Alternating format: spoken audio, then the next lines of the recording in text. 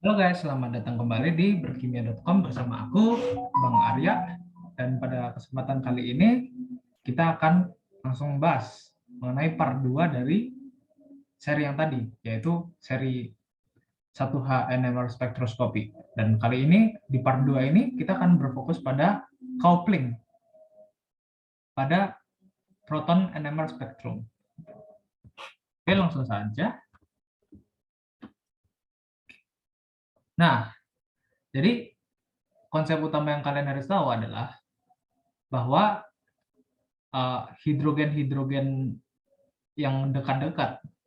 Jadi hidrogen yang dekat-dekat itu nukleinya atau intinya akan saling berinteraksi dan memberikan uh, multiple peak. Jadi memberikan beberapa sinyal. Jadi kalau misalnya setiap proton itu cuma berinteraksi sama uh, applied field yang kita berikan, sama medan magnet yang kita berikan, kita bakal punya dua singlet gitu. Misalnya ada aku punya molekul kayak ini.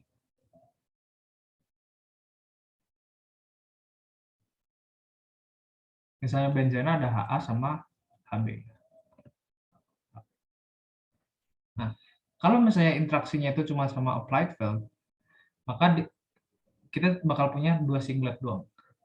Tapi ternyata proton Ha itu yang ini mengalami dua medan yang berbeda gitu. Yaitu yang pertama medan yang diakibatkan oleh medan magnet yang kita berikan, dan medan yang disebabkan oleh keberadaan proton Hb. Nah, karena kan kalau misalnya ada elektron di sekitar sini, ini bakal muncul arus dan ujung-ujungnya bakal muncul medan terinduksi kan, seperti yang sudah dikatakan kemarin. Nah, makanya itu ya akhirnya yang kita punya di HA itu apa? Jadi HA itu bisa punya dua kondisi, yaitu yang pertama B0 tambah B aksen sama B0 minus B aksen gitu. Karena kan magnetic field-nya bisa sejajar kalau enggak berlawanan gitu sama yang di applied field-nya. Jadi H, HB ini atau HX ya, di sini bilangnya HX. HB ini uh, fungsinya adalah untuk mengurangi atau menambah jumlah field yang dialami oleh HA gitu.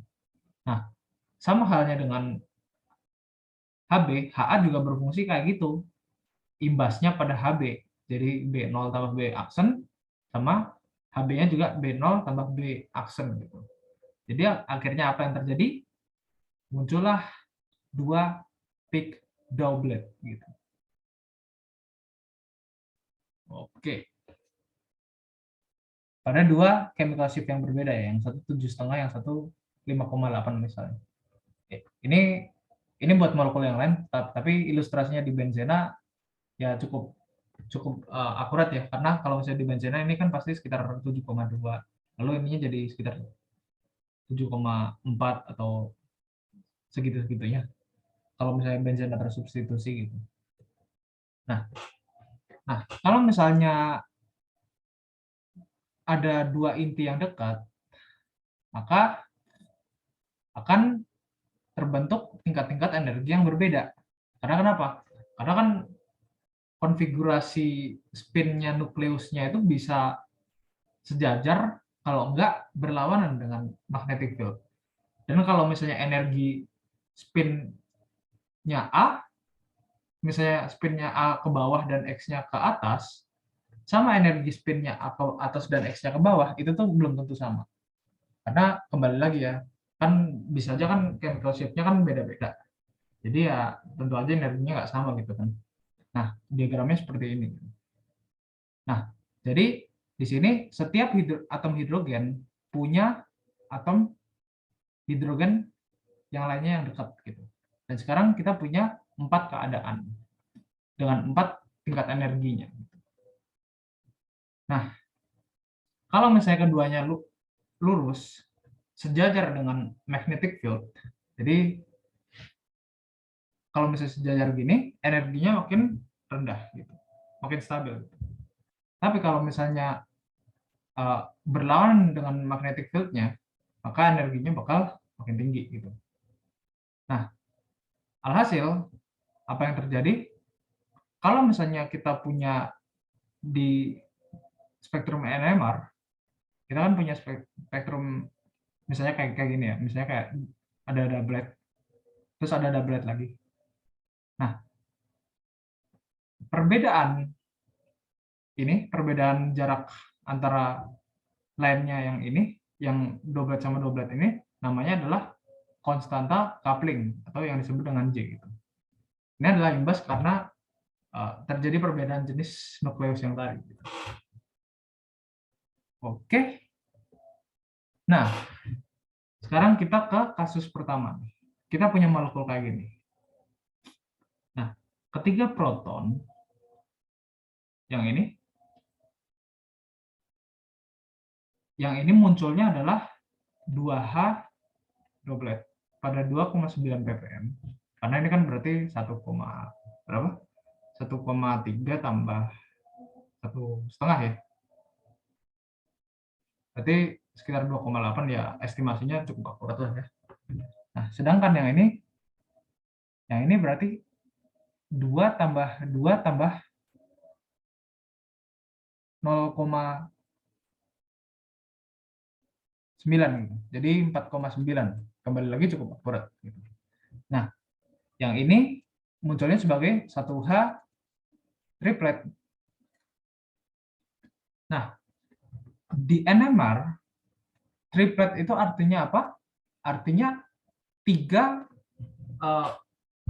space line atau 3 garis yang terspasikan dengan suatu spasi seperti ini dengan intensitas 1:2:1. Nah, triplet itu datangnya dari mana? Datangnya adalah dari 3 keadaan yang mungkin dari 2 proton yang identik gitu. Nah, oke. Kita lanjutkan. Nah, jadi coupling itu kalau misalnya buat kondisi yang jenuh, dia datang hanya dari neighboring proton. Ini kalau misalnya keadaannya nggak warna-warna gitu, belum ada yang enantiotopik yang nanti bakal dijelaskan kayak gitu, enantiotopik, diastereotopik gitu. Nah, itu munculnya cuma dari neighboring protons atau proton tetangganya doang. Nah, jadi mau ada berapa proton di karbon yang kita tinjau,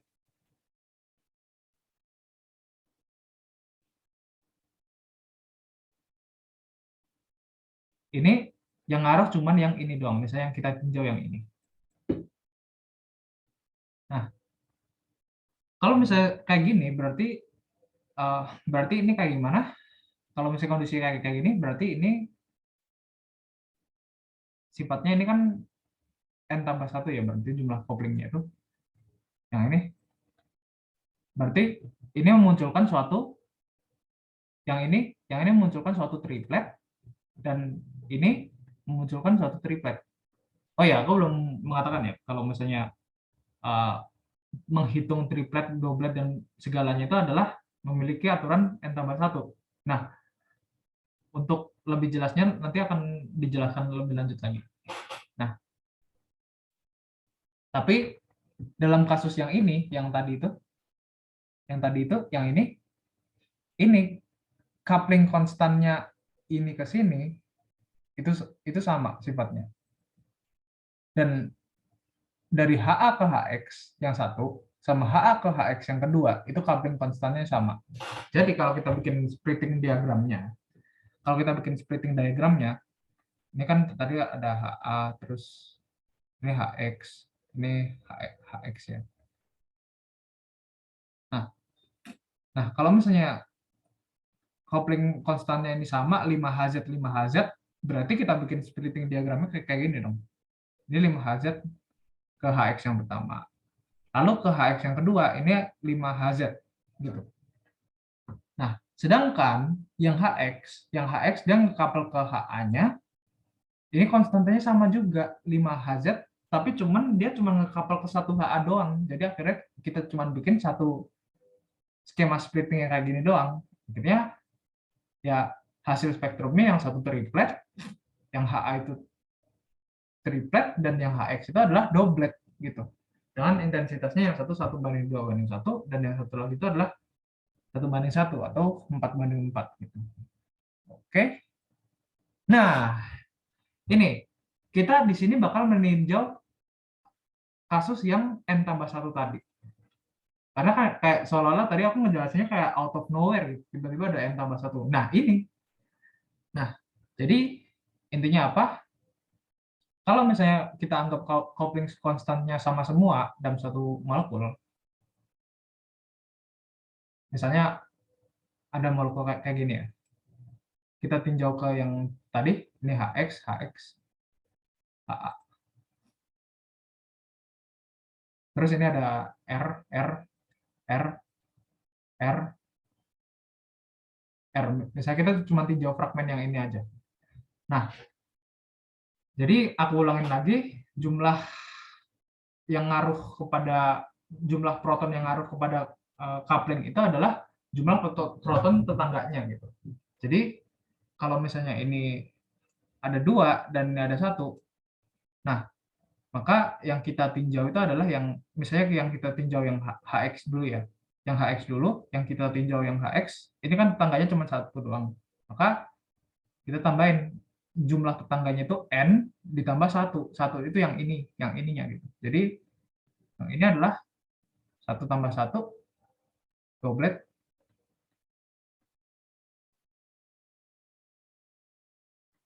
Dan yang kedua yang ini adalah triplet.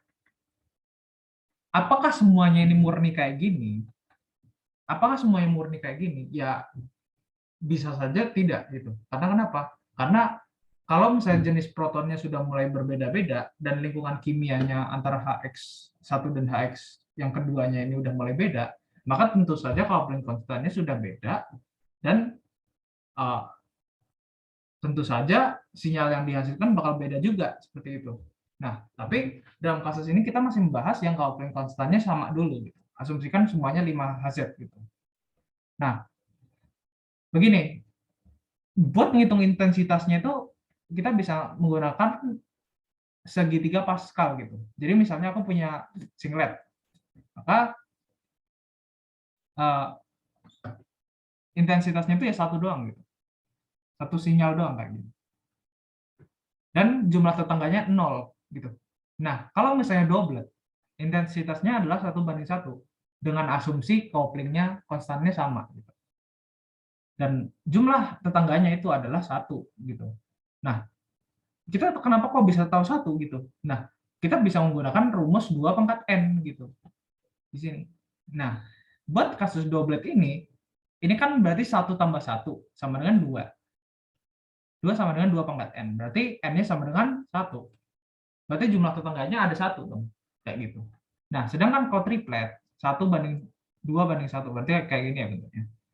Nah, 1:2:1 berarti ini ditambah semuanya 1+2+1 berarti 3+1 4 ya. Berarti 4 sama dengan 2/n. Ya, oke. Berarti jumlah tetangganya sama dengan 2/n dan intensitasnya mengikuti segitiga Pascal. Apakah selalu kayak gini? Ya, kembali lagi tidak. Karena kenapa? Bisa saja terjadi distorsi-distorsi gitu karena efek-efek yang lain. Jadi kalau misalnya coupling konstannya tidak sama semua, maka ya belum tentu ini bakal selalu konsisten ya gitu. Oke. Nah, contoh soalnya gitu. Ini namanya oksetan nih. Cyclic ether. Nah, yang satu ada 4H triplet. 4H triplet. Dan yang satu 2H quintet. atau QN ya, biar enak. Quintet. Nah, lalu apa yang bisa kita dapatkan dari sini? Ini yang satu quintet, yang satu triplet. Nah, begini.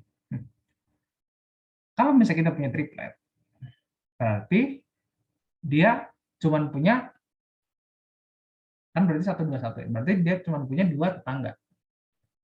Triplet tetangganya 2. Berarti ini yang ini. Berarti proton yang ini ya. Karena kenapa? Kenapa kok cuma 1 doang? Kenapa kok nggak ada 2 triplet gitu? Nah, karena kita lihat lagi nih, ini simetris. Ini simetris, maka couplingnya cuma 1 doang gitu. Karena simetris, maka maaf, bukan couplingnya 1 doang, sinyalnya 1 doang gitu. Karena dia simetris, maka tentu saja lingkungan kimianya bakal sama dan sinyalnya bakal 1.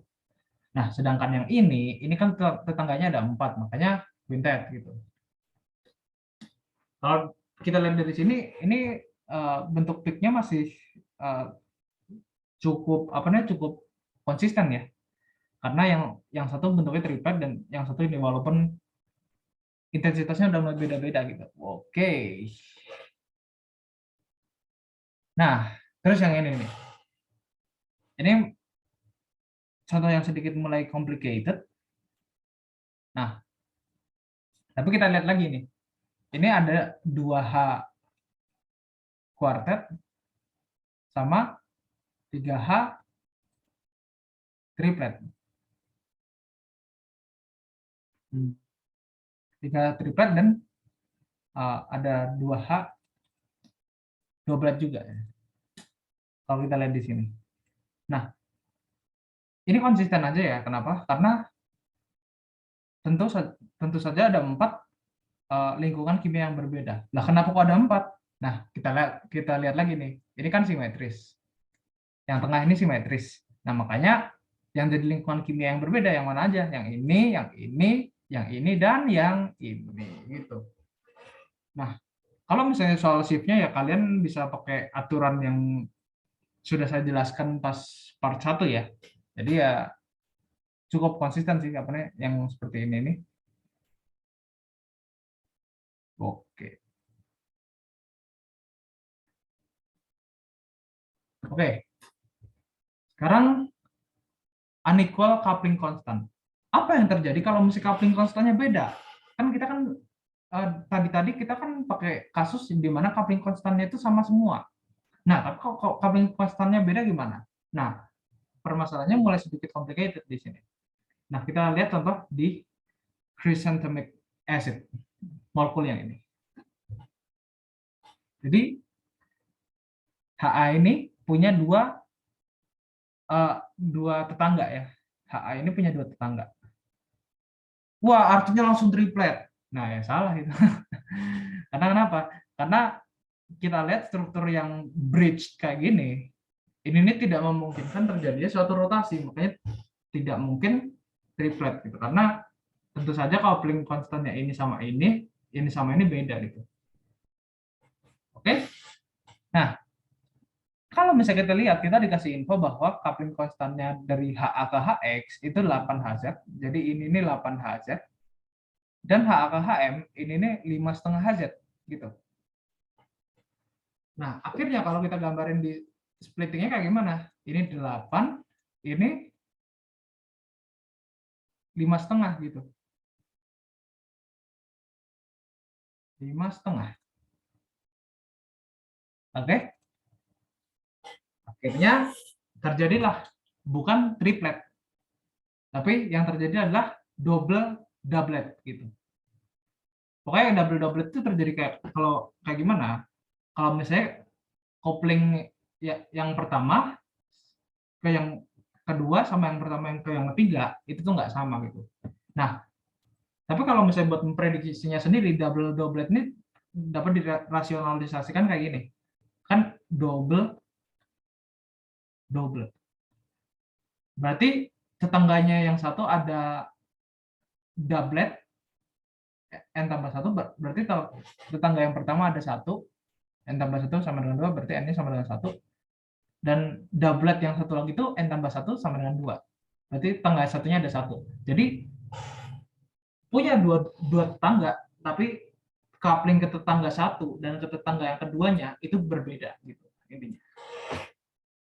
Nanti kita bakal lihat kasus-kasus lain, double triplet, triple doublet, doublet of doublet gitu, nanti bakal dijelaskan. Nah, coupling sendiri itu merupakan suatu efek truth bond. Nah, apa itu efek truth bond?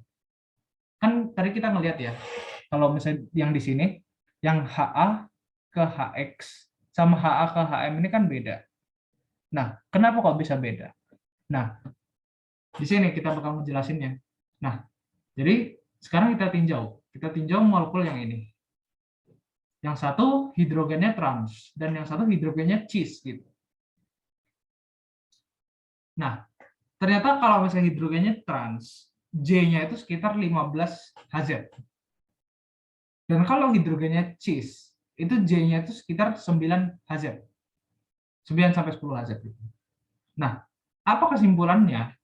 Kesimpulannya ternyata makin panjang agregat ikatannya ini, kayak makin makin panjang truth bond range-nya ini, ternyata J-nya makin gede gitu. Jadi kalau misalnya couplingnya truth space gitu, yang makin gede itu yang cis gitu. Karena kenapa? Karena ini lebih kayak areanya lebih gede gitu kan. Kalau misalnya yang ini. Tapi kalau misalnya yang trans, ini panjang ikatnya lebih gede gitu. Walaupun kayak jumlah area yang di cover kayak nggak terlalu gede gitu kan. Oke, jadi komunikasinya lebih gede, lebih baik gitu. Nah, oke. Sekarang kita bakalan pelajari contoh coupling yang truth bond gitu. Nah, ini buat H2, H yang kedua. Ini kita dapat konfirmasi bahwa ini adalah doublet dengan J sama dengan 11 Hz. 11 Hz itu berarti sekitarnya cis gitu. Nah, sedangkan yang H3 dia bakal muncul sebagai double triplet.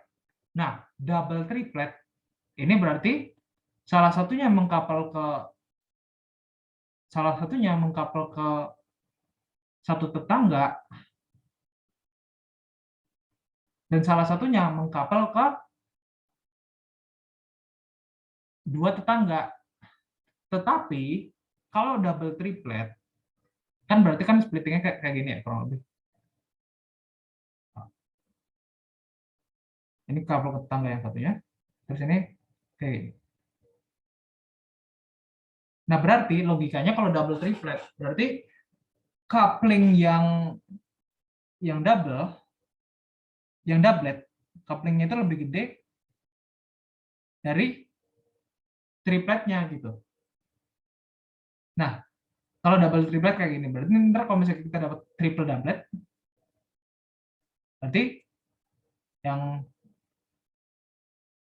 triplet lebih gede dari doublet dong. Coba kita lihat lagi nih. Ini asumsi kasar aja sih. Nanti kita verifikasi tadi. Kita verifikasi lagi nanti. Oke? Nah, kalau misalnya inside each triplet, the separation of lines is 4 Hertz and the two triplets are 11 Hertz apart gitu. Nah, jadi setiap triplet separasi lines-nya itu adalah 4 Hz gitu. Jadi di sininya ini 4 Hz. Tapi yang sininya itu adalah 11 Hz. Jadi ya asumsi ini adalah mutlak gitu. Benar. Nah, kita bakal verifikasi lagi kalau misalnya triple doublet. Nah, kalau misalnya triple doublet kan bentuknya berarti kayak gini ya. Atau nggak usah aku bahas dulu aja ya. Nanti di save buat nanti. Nah, ini coupling yang tadi double triplet.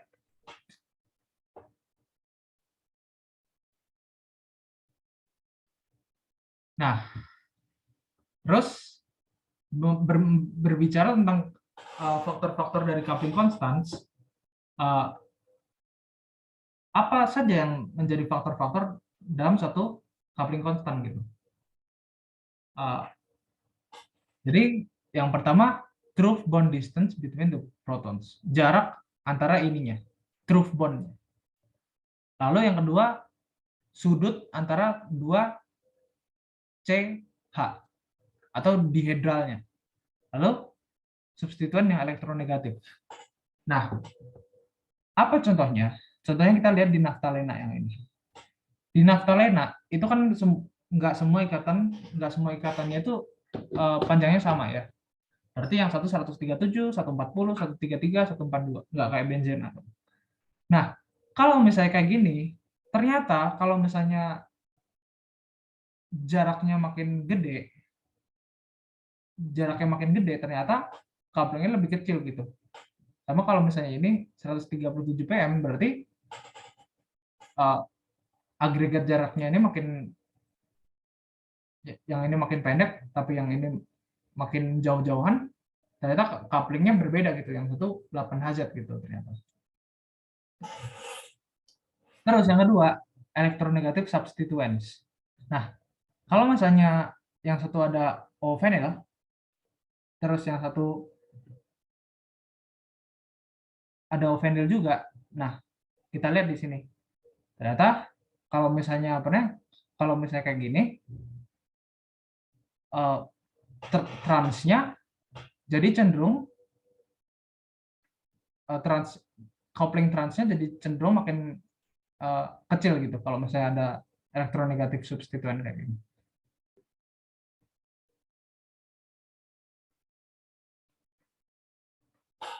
Oke. Nah, ini ada vinyl ya, ada vinyl. Kalau misalnya ada vinyl berarti coupling konstannya makin gede karena nggak elektronegatif banget. Nah, sedangkan kalau misalnya ini ada, bukan makin gede sih, kayak karena ini standarnya segini, walaupun cheese-nya sedikit lebih gede, karena gimana ya, karena kayak terdapat efek konjugasi kan ya, jadi kayak harusnya komunikasi antar bondnya itu jadi lebih baik gitu. Tapi kalau misalnya yang dikasih adalah atom elektronegatif, sebagian elektronnya bakal ketarik sama atom elektronegatifnya sehingga komunikasi antar bondnya itu nggak sebagus yang nggak ada gitu. Oke? Nah, kita kan selama ini kan cuma mengenal coupling yang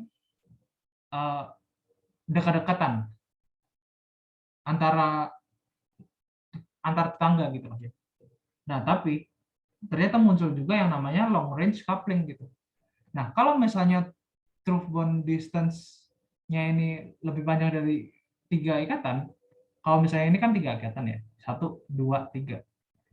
Kalau misalnya lebih panjang dari 3 ikatan, couplingnya tidak biasanya terlihat gitu. Jadi ya biasanya kayak nggak ada, biasanya diabaikan gitu karena kecil banget kan. Tapi pada beberapa kasus yang berguna itu malah coupling yang sering berguna itu adalah coupling yang ini meta, yang jaraknya cukup panjang gitu. Karena ya ini bakal menunjukkan gitu bahwa misalnya suatu benzena itu bakal tersubstitusi di posisi kayak gini. Nah, kita kan nggak ngerti ya, karena kalau posisinya kayak gimana, kalau misalnya nggak meninjau coupling long range-nya ini gitu. Nah, contohnya di sini nih, ini kasusnya nih. Contohnya kan di sini ada 2 HA yang identik ya. Nah, ini simetris berarti kita coret aja, berarti ada 2 lingkungan yang berbeda gitu. Nah, ini yang satu 2H doublet. Dan couplingnya ini ternyata kecil banget gitu. Nah, kenapa kok bisa kayak gini? Nah, ya kita tinjau saja gitu. Yang HX dia kan bakal ngekapel ke yang HA1 ke HA yang 2. Maka dia bakal punya coupling 2,5 gitu. Tapi yang HA cuman bakal ngekapel ke HX doang. Jadi akhirnya yang satu couplenya kayak gini, ini 2,5, 2,5, dan ininya adalah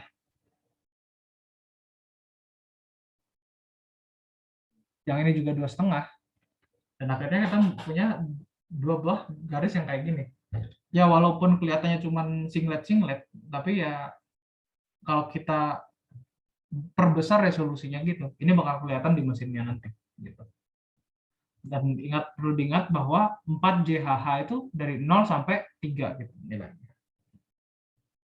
Nah, kembali ke kasus yang tadi nih. Kembali ke kasus yang tadi. H4, H4, H3, H2.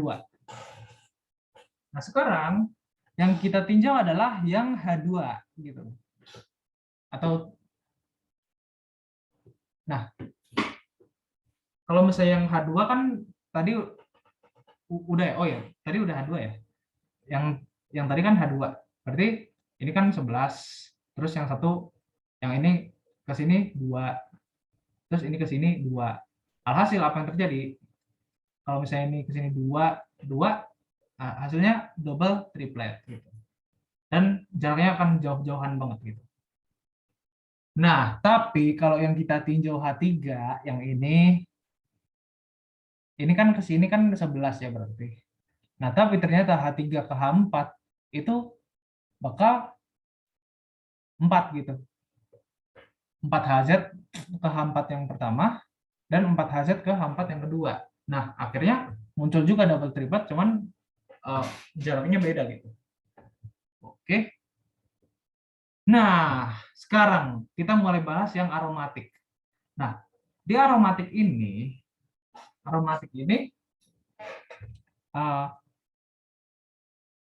kita mengenal yang namanya perbandingan antara perbedaan chemical shift dan J. Nah, jadi kasusnya gini. Kalau misalnya aku punya suatu molekul kayak gini nih, suatu molekul kayak gini, aku bakal punya dua sinyal gitu. Nah, dua sinyal itu, yang HA itu kan sifatnya doblet ya. Ini doblet, dan yang HX ini sifatnya doblet juga. Jadi aku bakal punya dua sinyal doblet gitu. Nah, dan keduanya bakal memiliki coupling konstannya sendiri gitu. Kalau ini ke sini sekitar 8Hz ya. 8Hz. Berarti ini 8Hz, terus ini kepisah sebanyak 8Hz. Nah, tapi ini kalau misalnya perbedaan chemical shift-nya jauh lebih gede daripada perbedaan ininya, maka akan muncul sebuah spektrum yang kayak gini, yang isinya dua doblet yang jaraknya berjauhan gitu. Nah, kalau misalnya lebih besar, maka apa yang terjadi? Yang ini bakal mengecil, yang di luar bakal mengecil, yang di dalam bakal makin gede, dan jaraknya ini bakal makin dekat gitu. Nah, kalau misalnya kita ikutin trennya, makin lama-lama makin elektronegativitas dan elektron withdrawing-nya kedua grup ini makin dekat, maka makin lama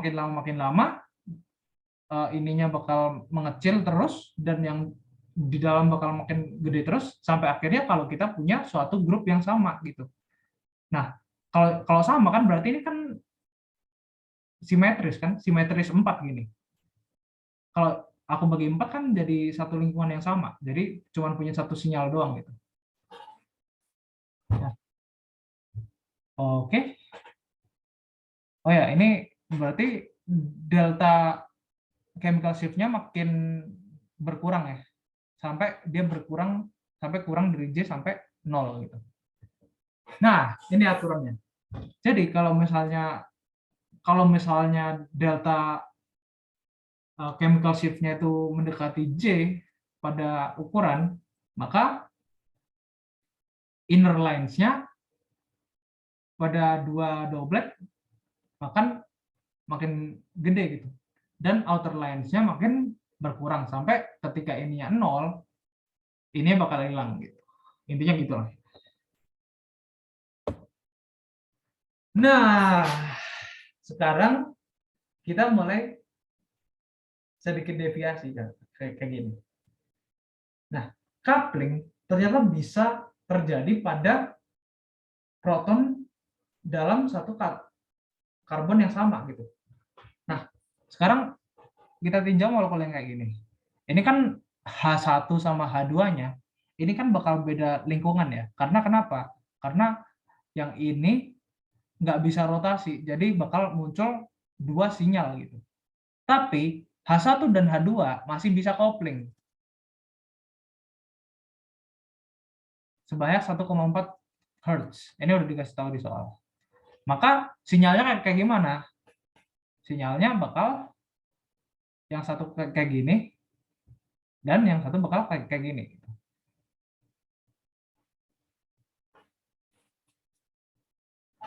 Oke, ini namanya adalah geminal coupling. Nah, geminal itu apa? Geminal itu kalau misalnya dua atom H-nya itu pada satu karbon.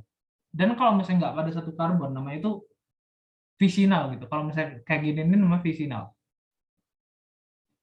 Visinal.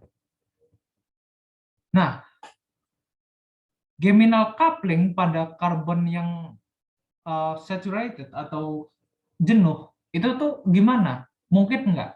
Ya mungkin saja, karena bisa saja kan kedua lingkungan H-nya ini kan beda gitu. Nah, contohnya gimana? Contohnya kalau kasusnya itu bridge. Jadi seperti jembatan gitu. Sama halnya dengan metilnya ini beda chemical shift-nya, maka bridge-nya ini bakal beda juga gitu. Karena yang satu itu lingkungannya dia berimbas di sini dan yang satu berimbas di sini gitu. Makanya kan imbasnya beda, maka lingkungannya beda juga. Nah, ya udah, maka akan didapatkan 2 JHH sama dengan 9 HZ gitu. Kasus yang lain seperti apa? Nanti kita bakal bahas di kasus yang dia stereotopik gitu. Nah, ini tipikal coupling konstannya kalau misalnya 2 JHH itu dari 10 sampai 16, terus yang unsaturated itu dari 0 sampai 3, terus yang visinal itu 6 sampai 8, yang itu yang trans 14 sampai 18, yang cis itu 10 sampai 12, aromatik itu 8 sampai 10. Nah, kalau misalnya 4 JHH berarti cuma dari 1 sampai 3 dan 1 sampai 2 gitu. Nah, kita mulai ke kasus-kasusnya ini. Kita mulai bikin ke kasus yang double triplet dulu. Kita tinjau seperti tadi. Yang ini kan yang satu, yang ini ke sini 11 HZ, dan yang ini ke sini adalah 4 HZ. Ini nggak ada H4 satu dan H4 yang kedua, ini lingkungan kimianya sama ya. Jadi karena simetris dan punya bidang simetri di sini, maka lingkungan H4 satu dan H4 yang keduanya sama gitu.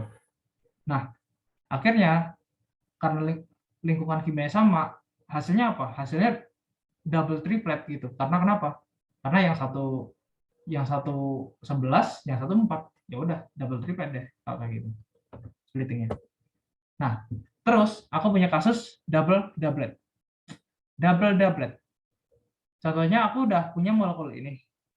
Dan aku udah dikasih tahu bahwa coupling yang ini dari HA ke HB itu 17,5. HB 17,5. Lalu HB HC 1,4 dan HA HC 10,7. Nah, lalu gimana sinyalnya di setiap protonnya? Kan kita udah tahu ya kalau ini nggak bisa berotasi, nggak bisa. Nah, lalu kita tinjau yang pertama HA dulu. HA ngekapel ke HB 17,5. 17,5 kita bikin di sini. Lalu HB HA ngekapel ke HC 10,7. Ya udah kita bikin 10,7 di sini. Dan hasilnya adalah double doublet. Gitu. double doublet kan? Ya, double doublet. Ya, oke. Nah, kalau misalnya HB, yang HB, yang HB itu berarti ini kan, ini ngekapel ke HA 17,5, terus ini 1,4. Ya udah, double doublet cuman lebih kecil lagi gitu. Nah, terus yang HC ini harusnya lebih panjang ya ini. Ini gambaran kasar aja sih. Yang HC, dia ngekapel ke HB-nya itu 1,4 dan ngekapel ke HA-nya itu 10,7. Ini 10,7 ya harusnya. Jadi ya dapat double doublet. Jadi kita buat molekul ini bakal punya 3 double doublet gitu. Nah, triple doublet. Triple doublet. Dalam hal ini kita bakal menguji apakah yang triplet ini lebih besar daripada doubletnya. Nah, ternyata dari diagram ini, ternyata asumsi kita di awal tadi adalah benar gitu. Jadi misalnya ya, aku punya kasus kayak gini, contohnya. Aku punya HA, tapi HA-nya ini bakal ngekapel ke HB sebanyak 10 HZ. Sebanyak 10 HZ ya ini berarti. Nah, lalu HA-nya ini ngekapel ke HC sebanyak 4 HZ gitu. Nah, ternyata bagaimana spektrum yang dihasilkan? Nah, pertama kita harus mempertimbangkan interaksinya dulu antara HA dengan HB. Nah, kita bikin kan dia ngekapel ke 2 proton ya. Berarti punya 2 jarak dong berarti. 2 HB berarti punya 2 jarak dong berarti. Ya udah berarti 10 10 gitu. Terus yang 4 4 4 ini sama juga. Ini tiap HA mengkapel ke proton HC gitu. Ini HC ya. Ini HB. Jadi alhasil dia muncul triple doublet gitu di 3,51. Untuk lebih banyak mengenai kasus-kasus ini akan aku bahas di part 3 gitu. Karena ini udah mulai hubungannya sama konformasi gitu. Nah, sekarang kasusnya triple triplet. Triple triplet. Oh ya, buat kasus yang tadi triple doublet, ini kan konsisten ya berarti. Ini kan yang satu tetangganya ada 2. Tetangganya ada 2 berarti triplet ya. Terus yang satunya lagi tetangganya ada 1. Yang satu ini 2, yang ini 1, tapi yang 2 lebih dari 1 gitu. Yang coupling terhadap tripletnya lebih gede dari itu, dari yang 1 gitu. Oke. Jadi ya gitulah ilustrasinya. Nah, triple triplet. Ini berarti couplingnya berarti ini punya 2 tetangga dan punya 2 tetangga lagi gitu. Tapi yang ini aku dikasih tahu bahwa HA ke H yang ini sebut aja ya HC gitu. Sebut aja HC, HB, HB. HA ke HC itu dia punya 5 Hz. Dan HA ke HB dia punya HA ke HC dia punya 8 Hz dan HA ke HB dia punya 5 Hz gitu. Nah, kalau kita bikin gambarnya, diagram splittingnya, ini HB itu kan berarti HC dulu ya, HC dulu. Ini konsisten ya karena HA sama HC itu kan itu apa namanya? Trans gitu. Jadi walaupun nggak gede-gede amat, cuman ya sekitar segitulah ya. 8 HZ cukup acceptable. Ini HB. Nah, lalu kita dapat sebuah kondisi di mana ternyata yang terjadi adalah seperti ini gitu. Misalnya aku punya 8. Berarti terus ini couple kedua yang lainnya gitu. Ini 5, ini 5. of course kedua peak-nya bakal bertumpukan kayak gini ya. Karena ini kan 5. Ini totalnya kan 10 kan. Nah, tapi kalau misalnya peak-nya bertumpukan kayak gini, ini masih bisa diobservasi gitu. Pakai perbesaran. Jadi yang sini bakal ada di sini, yang sini bakal di sini, yang sini bakal ada di yang sini bakal ada di sini gitu. Bertumpukan lah gitu. Jadi bakal muncul triplet pada 4,00. Nah, sekarang kasusnya doublets of doublets of doublets. Nah, doublets of doublets of doublets itu terjadi karena kenapa? Nah, dalam kasus ini dia terjadi karena ada konstanta kopling yang lebih kecil pada trans H pada molekul siklik gitu. Nah, kita lihat di sini. 9,1 Hz antara apa nih? Antara Ha sama H yang satu ini. Nah, kalau misalnya di molekul-molekul siklik, ternyata kalau misalnya cis, ini kan sudutnya kan nggak mungkin 109,5 ya. Yang pasti sudutnya dipaksa jadi 180 derajat, makanya kopling terhadap cis-nya lebih gede daripada trans. Gitu. Nah, Ha sama H1 dia 9,1 Hz. Ha sama H2 dia lebih kecil karena sudutnya berbeda gitu. 6,3 Hz. Dan Ha sama H yang di bawah sini lebih kecil lagi, 4,2 Hz. Karena ini ada grup elektron grup yang menarik elektron dan sudutnya juga nggak beda gitu. Nah, akhirnya kalau misalnya aku bikin splittingnya kayak gimana? Nah, ya kayak gini, 9,1 ini 6,3 terus ini 4,2.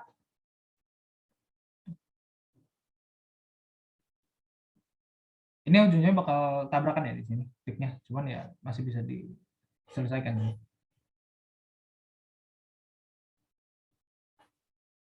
Ya akhirnya ya aku dapat suatu sinyal seperti ini. Yang satu segini, segini, segini, ininya dempet-dempetan karena tabrakan tadi. Terus ininya di sini dan ini di sini gitu. Jadi doublets of doublets of doublets. Ada kesimpulan nggak yang bisa kita tarik dari sini? Kita coba dulu ya. AA dia berarti punya berapa tetangga nih? Punya 1, 2, 3. 3 tetangga. Doublets of doublets of doublets. Berarti 1, 1, 1. Dia punya 3 tetangga. Kalau misalnya kita udah tahu kayak gini, doublets of doublets of doublets gitu. Oke. Karena ini kalau misalnya andaikan ini coupling konstannya sama semua, kan bakal kayak gini ya. Bentar. Ini bakal kayak gini, 1, 2, doublet, triplet, jadi kuartet dong. Kalau misalnya coupling konstannya sama semua gitu. Nah, makanya relasinya ntar kalau misalnya pada setiap coupling konstan yang beda, jadi kuartet jadi double triplet, terus jadi doublet of doublet of doublet. Kalau misalnya kita mau bicara kasarnya gitu. Oke. Nah, sekarang kita bakal belajar mengenai yang tadi aku singgung-singgung, homotopik, enantiotopik, dan diastereotopik. Nah, apa sih imbasnya homotopik, enantiotopik, dan diastereotopik? Jadi, homotopik, enantiotopik, dan diastereotopik ini nih berbicara mengenai relasi antara suatu proton dengan lingkungan kimianya pada suatu molekul gitu. Nah, kalau misalnya mengganti hidrogen dengan atom yang berbeda menghasilkan same compound yang sama gitu, itu namanya homotopik. Homotopik. Nah, segala macam proton yang homotopik itu tuh lingkungannya identik dan memiliki chemical shift yang sama. Artinya secara kimia itu dia ekuivalen gitu. Nah, etana contohnya ya. Etana mau aku ganti H yang manapun hasilnya molekul yang sama kan. Jadi hanya diganti sama Cl contohnya ya. Ini molekul yang sama kan. Jadi ya udah, berarti ini namanya homotopik. Nah, tapi kalau misalnya aku ganti hidrogennya dengan atom yang berbeda, terus atomnya terus jadi molekule ganti, namanya heterotopik dong. Nah, heterotopik ini bakal punya chemical shift yang berbeda dan nggak ekuivalen gitu. Nah, sekarang enantiotopik. Enantiotopik. Jadi enantiotopik itu bakal punya semua chemical shift yang sama gitu. Nah, contohnya kayak gini nih, CH3Br. Ini misalnya H-nya aku ganti sama Ki, itu salah satu yang ini aku ganti sama Ki, atau yang ini aku ganti sama Ki, ini enantiotopik kan, ini menghasilkan dua enantiomer yang berbeda gitu. Nah, kalau misalnya dia stereotopik, ini berarti kan menghasilkan enantiomer berbeda. Kalau misalnya dia stereotopik, dia bakal menghasilkan dia stereomer. Nah, dia stereomer itu, contohnya kita lihat yang ini ya, misalnya 2 butanol. Ini kan ada OH ngadep ke depan, terus ini ada HB sama HA. Nah, HB sama HA-nya kalau misalnya aku ganti sama Ki, ini kan yang satu bakal ngadep ke depan, yang satu ngadep ke belakang. Nah, tentu saja yang menghadap ke depan imbasnya nggak sama dong ini sama yang ngadep ke belakang. Nah, sama juga halnya dengan ini. Kalau misalnya yang ini sama yang ini kan jelas berbeda gitu. Ya, jadi ya begitu.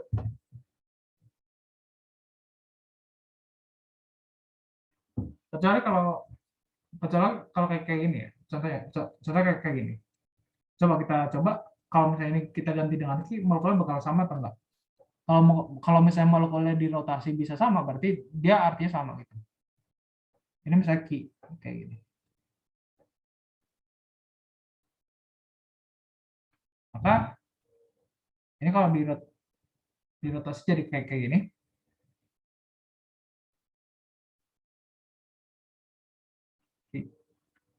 Ah, hah?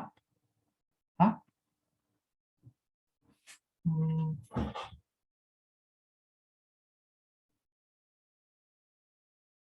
harusnya harusnya sama ya. Kalau misalnya kayak gini molekulnya sama apapun, kalau misalnya ini diganti berarti kalau misalnya kasusnya kayak gini ini ekuivalen semua gitu. Oke, nih kasusnya. Ini misalnya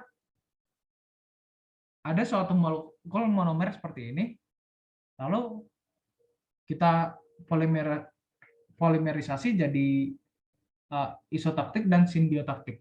Ini BTW ini soal itu ya, soal preparatory ISO 2021. Nah, lalu kita punya yang satu sinyal doang, dan yang satu ada dua sinyal kayak gini. Nah, kita harus mengassign protonnya PMMA itu yang mana gitu ke corresponding peak. Ya kalau ini kita tinggal ngeliat chemical shift-nya aja lah ya. Kalau yang empat ini kan jelas yang ini ya, COCH3. Terus yang ini berarti yang ininya. Dan sisanya yang ini adalah yang punyanya yang metilnya. Karena ini kan satu lebih dikit berarti 0,9 ya 0,9 kan, sekitar 0,9. Ya udah kayak gitu. Nah, sedangkan yang mana yang punya isotaktik PMMA? Nah, isotaktik PMMA itu yang R1 sama R2-nya itu berbeda gitu. Jadi nggak simetris gitu. Nah, kita breakdown di sini. Contohnya kalau kayak gini, kalau misalnya ini ngadepnya berbeda, kalau misalnya ini maaf, kalau misalnya gugusnya ini ngadepnya sama, metilnya ngadep ke depan semua dan COM-nya itu ngadep ke belakang semua, maka Ki dan H kalau misalnya ini disubstitusi ya pada suatu fragmennya yang ini, maka ini bakal jadi suatu diastereomer. Nah, kalau misalnya diastereotopik apa? Diastereotopik ini berarti nggak ekuivalen, non ekuivalen. Nah, sedangkan kalau misalnya kita pakai yang kasus yang ini, maka kalau misalnya ini aku rotasi ke sini, maka bakal jadi molekul yang sama kan ini? Ini bakal jadi suatu molekul yang sama kan? Kalau misalnya aku rotasi, jadi ya apa bedanya gitu? Ya akhirnya sifatnya dari yang ini adalah homotopik gitu. Jadi ekuivalen. Andaikan kalau misalnya hanya yang sini aku ganti yang ini sama yang ini, ya kalau dirotasi kan sama gitu. Jadi akhirnya soal yang tadi, yang isotaktik itu yang mana? Isotaktik itu yang R1 ke depan kan? Kalau misalnya R1-nya ke depan berarti yang B. Gitu. Oke. Nah, sekarang kita bakal bicara tentang pemisahan pada aromatik gitu. Nah, terus kalau misalnya aromatik apa imbasnya? Nah, kayak ini. HA, contohnya, kita tinjau proton HA.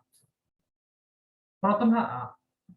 Proton HA itu dari couplingnya ke Hb itu adalah sekitar 8 Hz.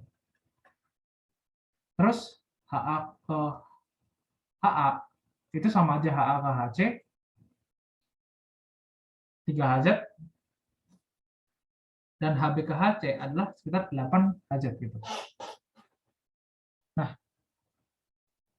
Nah, kalau misalnya di dalam kasus ini apa yang bakal terjadi? Nah, begini. Ini bakal punya tiga itu kan, tiga apa nih? Tiga lingkungan kimia kan? Karena HA itu sendiri.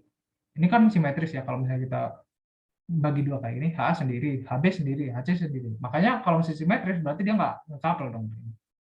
Nah, kalau misalnya HA dengan HC, dia nge-couple sebanyak 3 Hz. Dan HA ke HP, kok HP? HB. HB dia nge-couple sebanyak 8 Hz. Berarti kita gambarin, ini 8, ini 3. Gambar splittingnya. 8, 3, 3. Akhirnya munculnya double doublet yang amat sangat slide gitu. Nah, sedangkan kalau misalnya HB itu ini ke sini kan 8. Ini ke sini 8, ini ke sini 8 juga. Nah, ternyata yang triplet lebih gede daripada yang doublet. Karena dari HB kan itu kan. Dari HB ke tetangganya lainnya hampir nggak nge-couple gitu. Oh ya, aku ralat tadi pernyataanku harusnya ini nge-couple, cuman kayak kalau misalnya dalam sinyalnya kan hampir nggak kelihatan sama sekali ya gitu. Jadi kalau misalnya yang ini HB dia nge-couple ke HA dan HC, tapi dia juga bisa nge-couple ke sini gitu. Jadi ya walaupun simetris ya masih bisa nge-couple gitu, cuman ya nggak kelihatan sih gitu. Nah, terus sedangkan yang HC kayak gimana? Yang 18, yang 18 lagi gitu. Yang HC ini. Yang 18, yang 18, yang 13, yang 13 lagi gitu.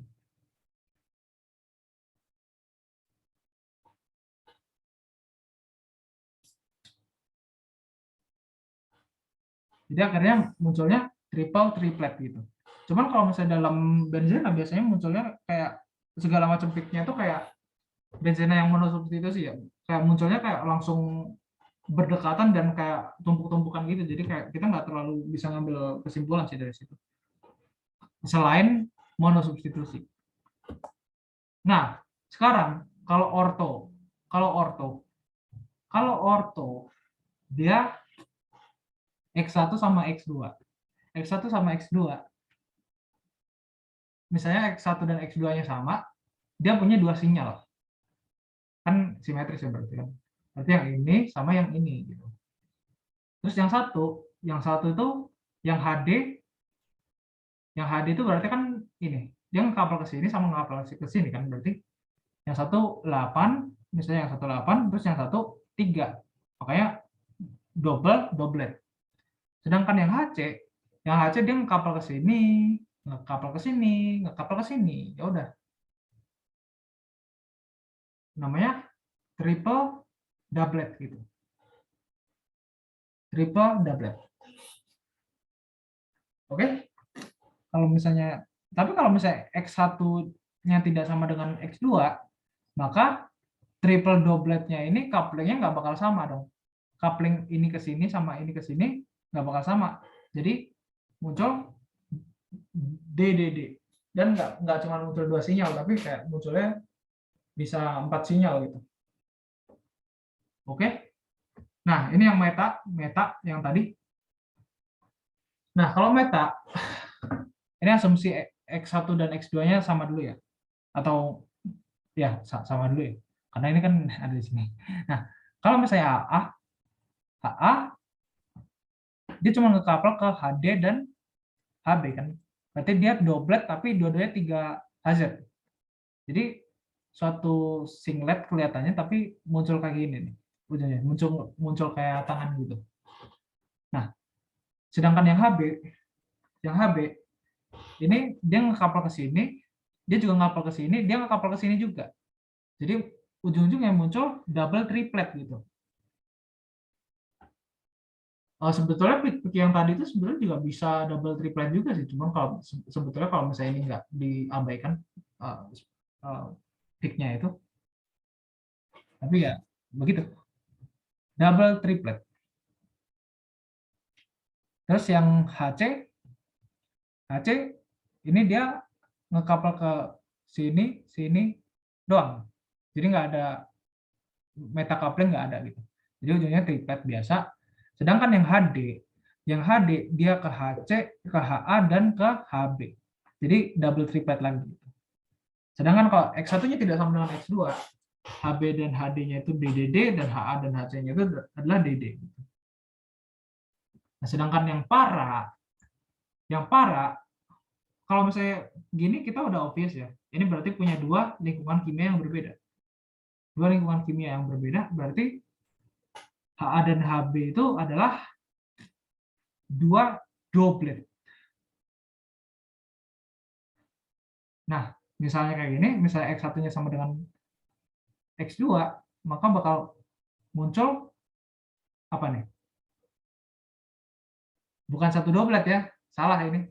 Satu singlet gitu. Karena kan simetris 4, jadi satu singlet gitu. Nah, tapi kalau misalnya X1-nya nggak sama dengan X2, kembali lagi nih. HA dan HA ini 3 ya. Ini di sini 8. Jadi yang HA ini 8, yang ini 3. Terus yang ini 8, yang ini 3, dan ujung-ujungnya adalah double doublet. Oke, terima kasih semuanya karena sudah menonton, dan mohon maaf bila saya ada kesalahan dalam menjelaskan, dan sampai jumpa di part 3. Terima kasih.